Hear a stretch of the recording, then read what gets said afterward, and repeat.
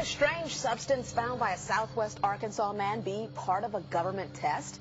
Well, that's the question at the heart of a phenomenon called chemtrails, now getting widespread attention. Well, they say the government is dumping chemicals on us to control or manipulate the weather. And they say the unusual-looking jet trails in the sky are actually chemical-laden chemtrails. People say the government is up there in airplanes spraying all kinds of chemicals to change or manipulate the weather, leaving what you see there, and they call that a chemtrail. So what I look up there and I think are contrails, you're telling me are chemtrails? Yes, that a contrail would be dissipated by now. And it's interesting, Dale and Christina, this is of interest not just in this country, but European countries and, frankly, all over the world. A lot of folks interested in it. Well, Dave, you mentioned that climatologists and others who study the atmosphere believe that they'd be able to surely spot any kind of signs of an ominous plot. Her journey started in San Diego, California, where thousands of scientists, engineers, policymakers, and journalists gathered for the American Association for the Advancement of Science conference. One of the topics was the artificial manipulation of the Earth's climate, also called geoengineering. During the meeting, scientists spoke about the plausibility of implementing geoengineering campaigns throughout the world under the guise of preventing global warming. One widely accepted theory was to block the sun by spraying something into the atmosphere. When they were asked about existing aerosol programs, they stated clearly that no such programs have ever been implemented. But strangely, these proposals sounded exactly like what people around the world are claiming is already happening. When I found out that the American Association for the Advancement of Science was going to be held down here and the main body of topics would be on geoengineering, I had to come. I had to be in on this. I had to hear what these top climate change scientists had to say. And that's the other question about chemtrails and whether geoengineering is being employed right now without our knowledge. I don't have any personal insight into that, other than to say that I worked in government at pretty high levels in the White House and at state government. I'm personally skeptical of that. But obviously you never know what you don't know. Chemtrails. On the internet, they are cited as proof of the government creating clouds to combat global warming. They claim the American government, with the secret approval of the national government, is covertly using jet aircraft to spray population centres with aluminium, with barium, and with strontium so as to reduce people's immunity and reduce the global population. I'm always a little bit suspicious because the government doesn't seem that capable to do something on such a large scale.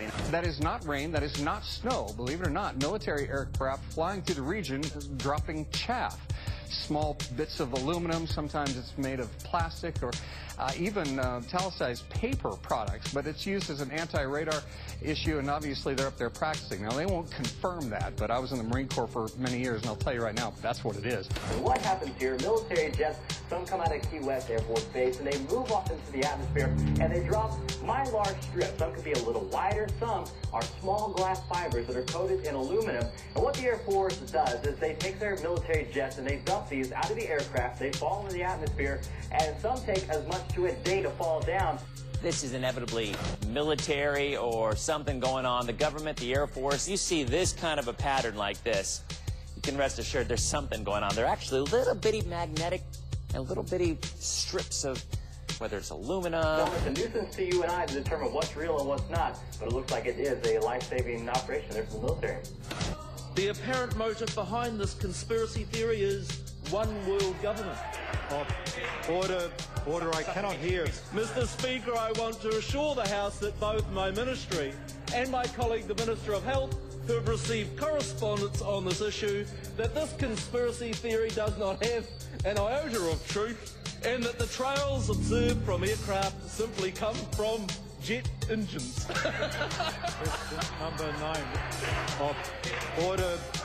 And I think what an appalling example it is of the new Foreign Affairs spokesperson for the Labour Party that she's spreading conspiracy theories about the United States government. I think the House has heard sufficient. It is called geoengineering, fighting global warming by putting a chemical dust in the atmosphere and reflecting harmful radiation back into space. We take geoengineering to mean deliberate, large-scale intervention in the Earth's system. There are a variety of schemes that have been discussed for geoengineering. A classic example is injecting reflecting particles into Earth orbit. Nevertheless, there might be some good reasons to think about alumina. It turns out, first of all, there's been a lot of work on the environmental consequences of alumina in the stratosphere. The big deal really is that alumina has 4 times the volumetric rate of forcing for small particles as does sulfur. And that means you have 4 times less surface area for the same rate of forcing. And this is a much bigger deal. You have roughly 16 times less the coagulation rate. And that's the thing that really drives removal. So you could get away, we think, with much smaller mass fluxes. So that's why we see things like in the used aircraft patent from '89, they talk about aluminum. And that's why we're seeing in the surface water samples aluminum. And here's David Keith saying that aluminum has 4 times the reflective volume surface area. So they'd like us to think that we're talking about sulfur, but here they slipped up and let it out that aluminum is 4 times better to achieving their ends, and it sounds like it's going to be one they don't want us to know the effects of. The little picture is from a nanofabrication study, which shows you can make very high quality, and do this in just a jet in a very simple way, make high quality alumina particles just by spraying aluminum vapor out, which oxidizes. So it's certainly in principle possible to do that, and there's a big literature that's already looked at that. And you could do that by either building new versions of these aircraft or even re-engineering existing aircraft. So there's some ideas of that. So you go to an engineering firm and you want this done. They don't say this is hard or unusual. They say, okay, yes, we could do it. Aerosol geoengineering looks like it is so cheap that the cost is basically not going to be an issue. That means that implementation decisions will be risk-to-risk decisions. The risk of doing it against the risk of not doing it. And it makes the problem of how we govern it fundamentally harder and different and novel. So I've told you that it's cheap to deliver materials to the stratosphere, and I'm convinced that's true. I don't think that will change. But I think the more we do research, the less easy this will look, the more complicated the environmental effects will look. And that's a good thing, because right now it looks too easy.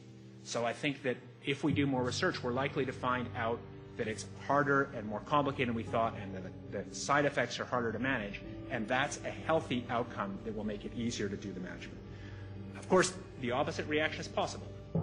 It's an empirical question, how people will actually react to knowledge about this. Another reaction is to say, if these crazy scientists are so concerned about putting CO2 in the atmosphere, they want to think about these things, then that might actually mean we should be more serious about the risks of CO2 in the atmosphere. And by the way, it's not really a moral hazard. It's more like free riding on our grandkids.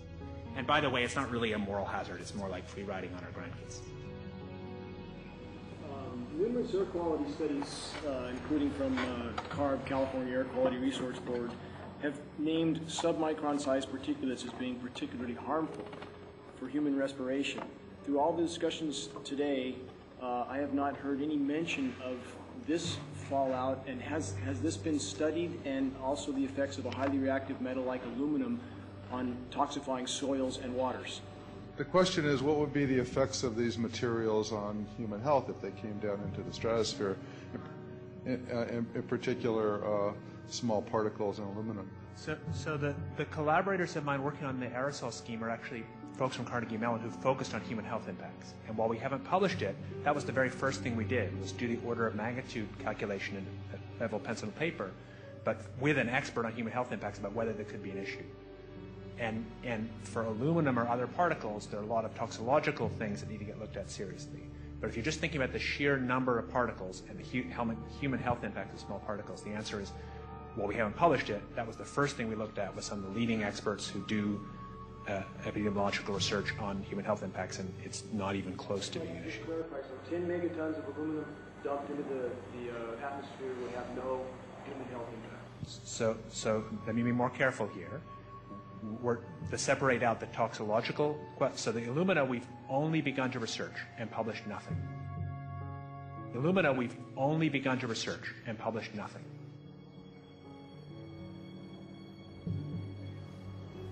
Dane looked at him and he said, so you're telling me that spraying 10 to 20 megatons of aluminum, as you said, would have no human health effects? He took a deep breath and he swallowed and he said, let me be more careful here. We haven't done anything serious on alumina, and so there could be something terrible that we'll find tomorrow we haven't looked at it. And that